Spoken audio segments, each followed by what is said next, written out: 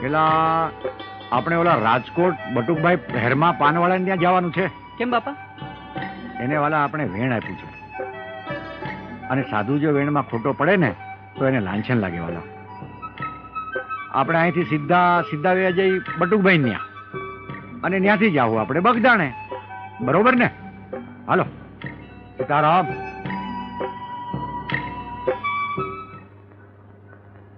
ઓય ઓય બટુકભાઈ. બાપા સીતારામ.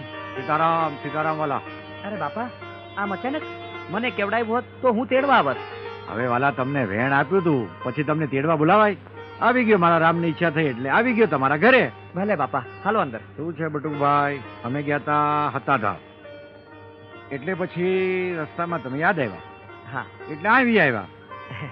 બાકી હવે મોજમાં? હાજી બાપા. દીકરો ક્યાં છે તમારો? બસ બાપા, એ ગગાને લાવતો. આપનો જ દીધેલ છે બાપા. અરે વાલા, ઈશ્વરનો, મારા રામનો આપેલો ભાઈ.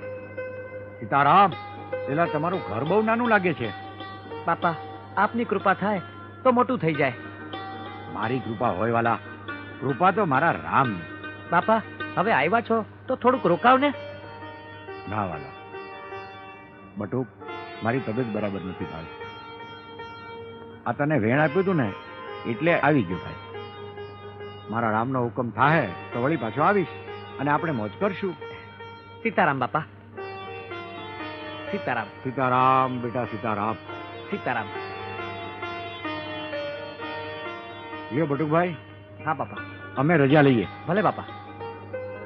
સીતારામ વાલા. સીતારામ બાપા. હવે તમે મઢીએ ક્યારે આવશો? આપનો હુકમ થાય એટલે આવી જશું. તમે મઢી આવો ને એટલે મારે આ બંડી દેવી છે. ભલે બાપા. સીતારામ બેટા. સીતારામ બાપા. સીતારામ બેટા. હે સીતારામ.